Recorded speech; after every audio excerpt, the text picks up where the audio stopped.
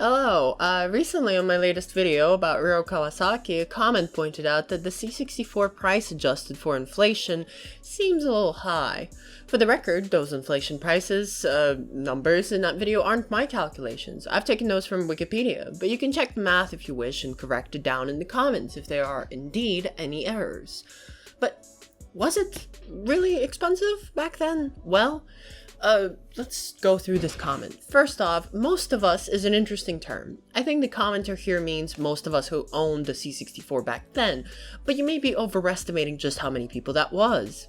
Computers in general didn't become an absolute household staple until some 20 years after the C64 released.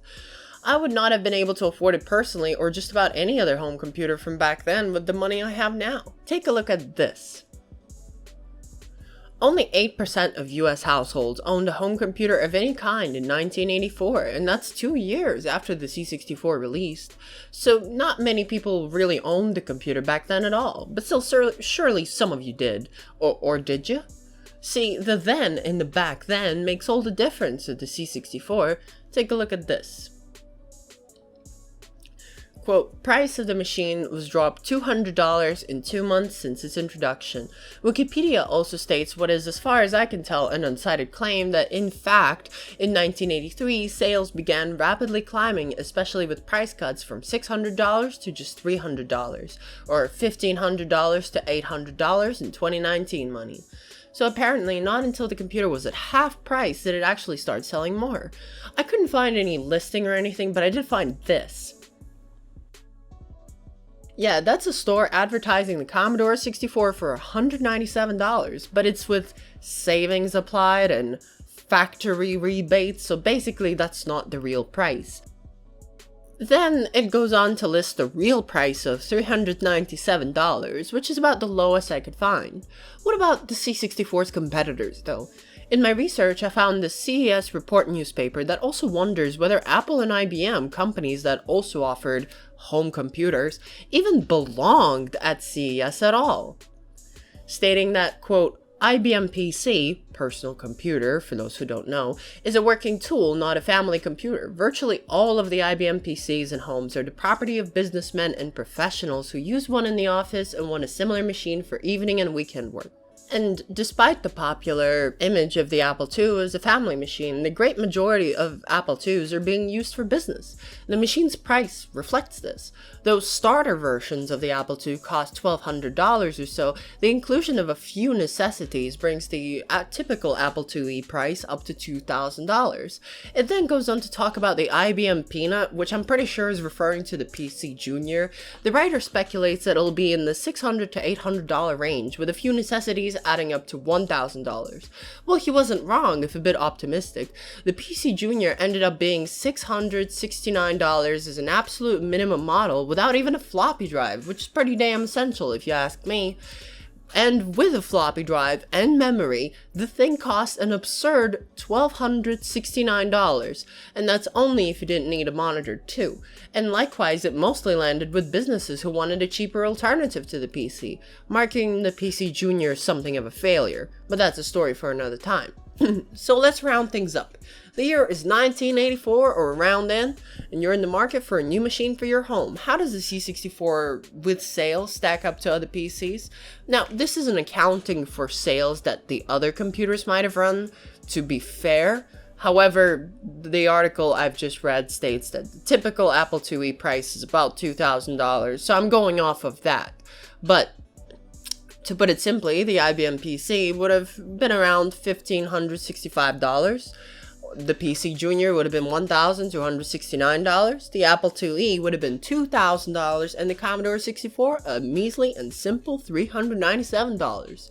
Here are the same prices, but adjusted for inflation: $4,022 for the PC, $3,261 for the PC Junior, $5,140.60 for the Apple IIe, and $1,000 for the Commodore 64. So indeed, after price slashes, the C64 was more affordable than its competitors, not accounting for sales they might have run that I might not be aware about. But some 37 years later, it's kind of hard to find specificities on prices of computers that old. Was it affordable though? For me personally, no. What about over here, across the aisle in the UK? Well, only 13% of UK households had a home computer of any kind in 1985. It only became more than half of UK households in 2002 to 2003, and it is still, today, only at 83%, though that's with the smartphone taking a bite out of it, I'm sure. The C64 was around 200 pounds, and the ZX Spectrum was closer to 120, which is why it endured more here.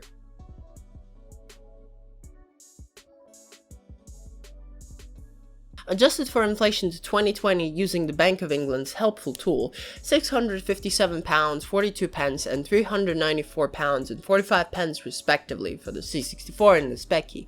So in the US, the C64 was cheaper than its competitors. In the UK, it was actually the pricier option compared to the ZX Spectrum. For the sake of completeness, the BBC Micro was more expensive than both of those, retailing at £235 or £921 and 20 pence in 2020 money. So hopefully that provides some context. Personally, I don't think I'd be able to buy any of them, like today, but what about you? Would you be able to buy one? Leave it down in the comments whether you'd be able to afford it, along with your credit card details as well. That would be helpful.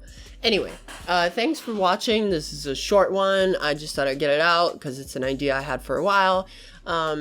Thanks a lot for watching, and stay tuned because I know I haven't posted in like 6 months or something now. Sorry, kind of got caught up in, real life stuff, but I'll be back and I'll be posting at least 2 videos every month, maybe more if some of the videos end up being shorter. But yeah, thanks for watching. Subscribe, comment down below, leave a like, and let me know what you'd like to see. If there's any video games you'd like me to take a look at for the Commodore 64 or otherwise, stay tuned. I have an Amiga emulator video upcoming, as well as something a bit more weird about space stuff and computers. So if you're interested in that, definitely check it out. Also, check out my older videos, and I will be posting at least twice every month now, until the day I die. Well, maybe not that long. Bye!